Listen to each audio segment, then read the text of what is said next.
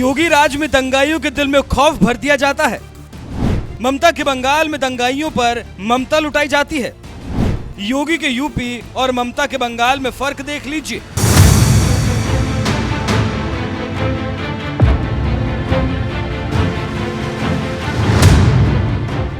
ये जलाकर राख कर दी गई सरकारी बसें, ये जले हुए वाहनों की तस्वीरें और ये दुकानों में हुई तोड़फोड़, ये कोई पड़ोसी मुल्क बांग्लादेश से आई तस्वीरें नहीं हैं। ये तस्वीरें हैं ममता बनर्जी के पश्चिम बंगाल की।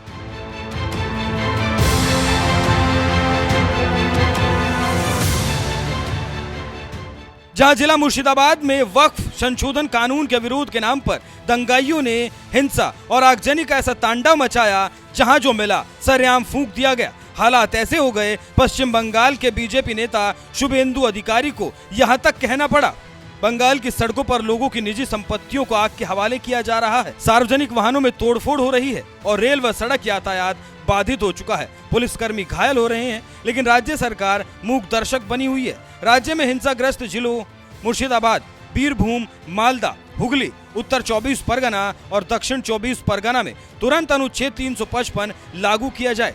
ममता बनर्जी की सरकार पूरी तरह विफल हो चुकी है। पुलिसकर्मी खुद को बचाने के लिए मस्जिदों में शरण ले रहे हैं। राज्य में संविधान के अनुसार शासन चलाने की कोई मंशा नहीं रही। ऐसे में केंद्र सरकार को हस्तक्षेप करना ही होगा।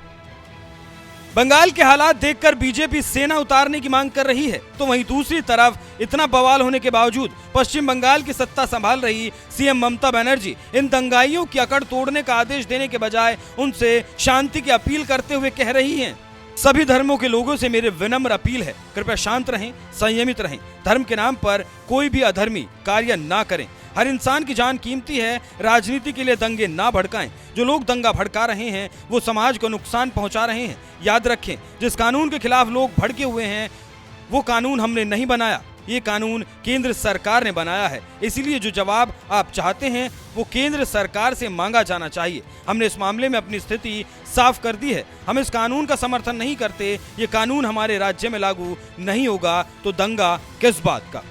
वक्फ संशोधन कानून के विरोध के नाम पर बंगाल जलाने को बेताब जिन दंगाइयों को सीएम ममता बनर्जी भरोसा दे रही हैं कि वो पश्चिम बंगाल में वक्फ संशोधन कानून लागू नहीं होने देंगी, वो शायद ये बात भूल गई कि खुद देश के गृह मंत्री अमित शाह ने संसद में बयान दिया है कि संसद से पास हुआ कानून हर हाल में हर किसी को मानना ही होगा। यहाँ एक सदस्य ने तो कह दिया, एक सदस्य ने कह दिया माइनॉरिटी इस कानून को स्वीकार नहीं करेगी।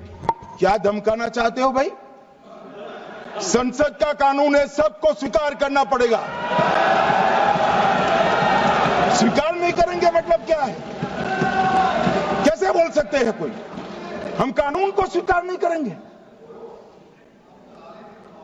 एक कानून भारत सरकार का है, हर एक पर बंधन करता होगा और इसको स्वीकार करना पड़ेगा। गृह मंत्री अमित शाह का यह बयान बता रहा है कि संसद के पास कानून सबको मानना ही पड़ेगा, लेकिन इसके बावजूद सीएम ममता बनर्जी बंगाल के मुसलमानों को आश्वासन देने में लगी हुई हैं कि वो अपने राज्य में वक्फ संशोधन कानून लागू नहीं करेंगी। इतना ही नहीं, जिन मुस्लिमों ने कानून के विरोध के नाम पर हिंसा को अंजाम दिया उन्हें पकड़कर जेल में डालने की बजाय अपील करते हुए कह रही हैं, याद रखें, हम दंगे भड़काने वालों के खिलाफ कानूनी कार्रवाई करेंगे। हम किसी भी हिंसक गतिविधि का समर्थन नहीं करते। कुछ राजनीतिक दल राजनीतिक लाभ के लिए धर्म का दुरुपयोग करने की कोशिश कर रहे हैं, उनके बहकावे में ना आए। मेरे हिसाब से धर्म का मतलब मानवता, सद्भावना, सभ्यता और सद्भाव है। मैं सभी से शांति और सद्भाव बनाए रखने की अपील करती हूँ। ऐसा नहीं है कि मुसलमान सिर्फ पश्चिम बंगाल में ही है। बंगाल से ज्यादा मुसलमान तो योगी के उत्तर प्रदेश में है, जहां करीब 4 करोड़ मुसलमान रहते हैं। लेकिन इसके बावजूद क्या मजाल है कि वक्फ संशोधन कानून के विरोध के नाम पर ये मुसलमान कानून को अपने हाथ में लेकर दंगे को अंजाम दे, क्योंकि यूपी सरकार दंगाइयों को कैसे सबक सिखाती है इसका सबूत है सीएम योगी आदित्यनाथ का ये बयान। दंगाई सब चूहे की तरह बिलबिलाते हैं, लेकिन बाहर निकलने का दुस्साहस नहीं कर पाते हैं। उन्हें मालूम है दंगा करेंगे तो दुष्परिणाम क्या होगा। बाप दादों ने जो कमाई की होगी वह भी एक झटके में सरकार जब्त करके गरीबों में बंटवाने का काम कर देगी। ऐसा नहीं है कि सीएम योगी सिर्फ बयान ही देते हैं। उनकी सरकार ने पहले सीएए के विरोध के नाम पर दंगाइयों को सबक सिखाया और चौराहों पर पोस्टर लगवाकर दंगाइयों से ही नुकसान की भरपाई भी करवाई थी। तो वहीं कुछ महीनों पहले जिला संभल में ही सरकार ने दंगाइयों के पोस्टर चौराहों पर लगवा दिए थे। यही वजह है कि यूपी में सबसे ज्यादा मुस्लिम आबादी होने के बावजूद पश्चिम बंगाल की तरह वक्फ संशोधन कानून के विरोध में दंगा करने की ना तो कोई हिम्मत जुटा पाता है और ना ही सड़क पर उतरकर विरोध प्रदर्शन कर पाता है। यहाँ तक कि अरशद मदनी जैसे मौलाना भी मुसलमानों से सड़कों पर उतरने से बचने की अपील करते हुए नजर आते हैं। हमारे पास कोई ताकत ऐसी नहीं है कि हम इसको सड़कों के ऊपर लेकर के आए, ना हम जमीयत उलमा हिंद इसको इस हैसियत से देखती है, लेकिन कानूनी एतबार से हमें कोर्ट का रुख करना चाहिए। हम आज कोर्ट के अंदर चले गए। अपनी इस बात को आवाम तक पहुंचाना चाहता हूं कि हम किसी भी मसले के अंदर सड़कों के ऊपर नहीं आते और हम ये समझ रहे हैं कि सड़कों के ऊपर आना मुसलमान के लिए मुफीद भी नहीं है। हमारी लड़ाई गवर्नमेंट से है। हम कोर्ट में जाते रहे हैं, आसाम के मसले के अंदर कोर्ट में गए हैं, खुद जो मुल्की मसाइल हैं इनके अंदर गए हैं और हमें अल्लाह के फजल व करम से सुप्रीम कोर्ट से पूरे हुकूक मिले हैं।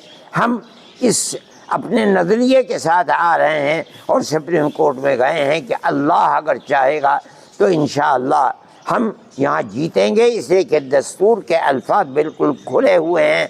हम इस दस्तूर के साथ आएंगे, इन दफात के साथ आएंगे तो इंशाअल्लाह हम कामयाब होंगे। मौलाना की इस अपील से आप समझ सकते हैं कि पश्चिम बंगाल की ममता सरकार और यूपी की योगी सरकार में कितना फर्क है। सीएम ममता जहां दंगा रोकने की अपील करती हैं तो वहीं सीएम योगी दंगाइयों के पोस्टर लगवाकर उन्हीं से नुकसान की भरपाई भी करवाते हैं। अब आप कमेंट कर जरूर बताइएगा कि योगी मॉडल बेहतर है या फिर ममता मॉडल। साथ ही पश्चिम बंगाल के लोगों ने हिंसा को लेकर क्या कुछ कहा, आइए आपको सुनाते हैं। देखिए, पुलिस कुछ नहीं कर रही है। पुलिस चुपचाप बैठी रही है ममता बनर्जी के निर्देश से, और ममता बनर्जी बांग्लादेश बनाने की कोशिश यहाँ पे कर रही है, हिंदुओं को डराने के लिए कोशिश करे। हिंदू समाज सालों से, हजारों सालों से लड़ती आ रही है, लड़ेंगे। आप लोग दिल्ली के साथ पूरा बात हो रहा है, सब गृहमंत्री जी को सब मालूम है। लोगों ने क्या दुख बताया? मैं कॉम्पेंसेशन राशि दिया और पुलिस इनएक्शन का जो मामला हुआ है उसमें लीगल असिस्टेंस दे रहा हूँ। बाकी ये लोग को हौसला बुलंद करने के लिए और इसका जो डाउन हो गया मोरल, उनको हाई करने के लिए आया है। सेंट्रल गवर्नमेंट का कोई रिप्रेजेंटेटिव मैं नहीं हूँ। देखिए, वक्फ बिल समस्त संवैधानिक प्रक्रियाओं को व्यवस्थित रूप से पूरा करने के बाद, यानी पहले वो बिल संसद में आया, फिर संयुक्त संसदीय समिति के पास गया। संयुक्त संसदीय समिति ने बहुत व्यापक उसके ऊपर विचार विमर्श किया और फीडबैक लिए, फिर दोनों सदनों में पास होकर राष्ट्रपति महोदया के साइन के द्वारा कानून बना है। परंतु अभी भी कुछ लोग इसमें जो राजनीति करने का प्रयास कर रहे हैं, दुखद बात यह है कि पश्चिम बंगाल में ही ऐसा क्यों हो रहा है।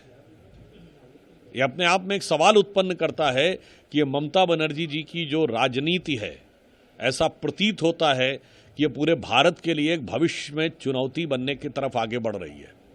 जिस प्रकार की उग्रता, आक्रामकता, भारत की व्यवस्था के प्रति अवमानना इसमें दिखाई पड़ती है, तो चूंकि एनडीए गठबंधन के पार्टी हैं, तो मैं राहुल गांधी से भी पूछना चाहता हूं, आपने कहा था आपकी लड़ाई इंडियन स्टेट से भी है, तो क्या ये इंडियन स्टेट से लड़ने का एक तरीका है?